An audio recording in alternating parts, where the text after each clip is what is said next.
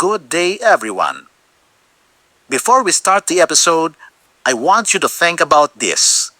Have you ever doubted yourself or felt too nervous to speak up? Today's story is about Bogart facing that very fear and discovering that true confidence comes from being real, not perfect.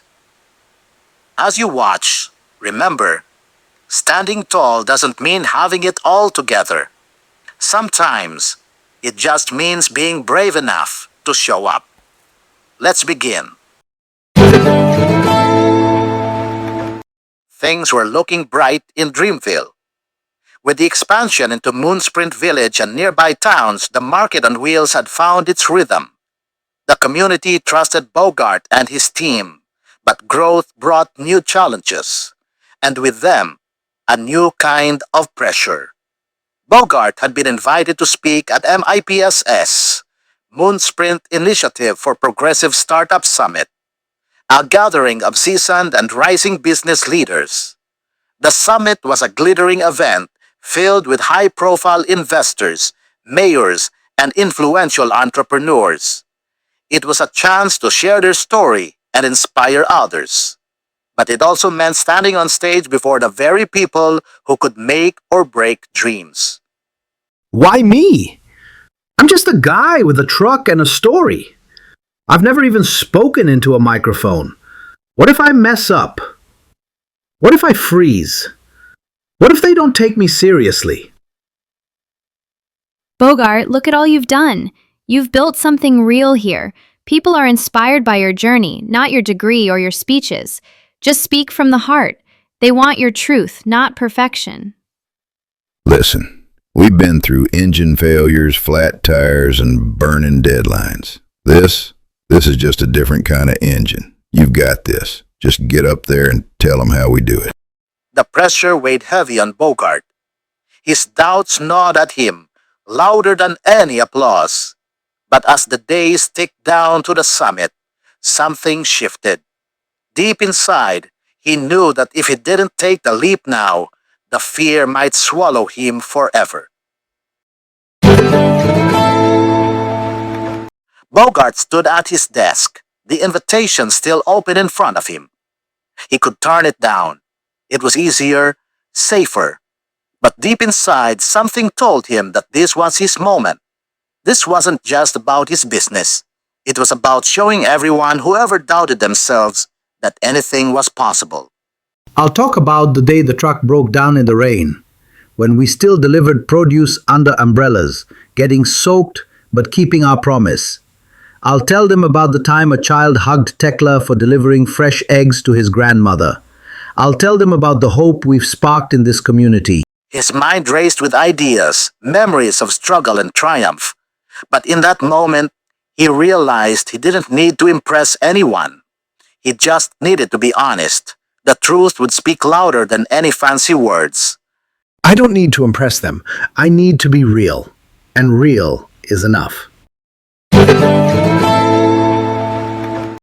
day had arrived. The auditorium was massive, far larger than anything Bogart had ever seen. Hundreds of eyes, bright lights, and a constant hum of murmured conversations. Bogart, in his signature red shirt and worn sneakers, felt like a fish out of water. He wasn't used to crowds this big, but he knew this was his chance to step up. You got this, brother. Just speak from the heart. Don't worry about the fancy suits or the bright lights. You're here because your story matters. Just tell them who you are. We're right here with you. You're not alone. Go on, Bogart. Show them the power of real stories. His name was called, and the room erupted into applause. The sound seemed to swallow him whole. Bogart's knees shook, and his throat felt dry. He stepped forward, taking a deep breath. He knew he had to face this head on. Good morning, everyone. My name is Bogart from Dreamville, and I used to think my voice didn't matter. Bogart's voice wavered at first, unsure, trembling under the weight of the moment. The massive auditorium was quiet, too quiet, as all eyes were on him. He could feel the heat of the spotlight on his skin. He started by telling stories, stories of hardship, of grit, of rain-soaked days spent fixing trucks and delivering fresh eggs. But then, in the middle of his speech, something unexpected happened. We didn't start with investors. We started with... His words faltered as his eyes caught something in the crowd. At one of the tables, sitting elegantly with an air of confidence, was Cordapia, the woman whose modern business acumen and powerful presence had always seemed a world apart from him.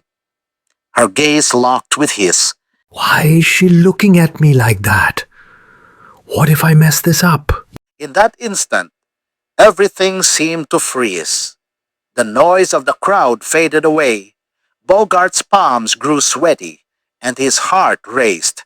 He felt small, so small, like all the confidence he had built up was slipping through his fingers.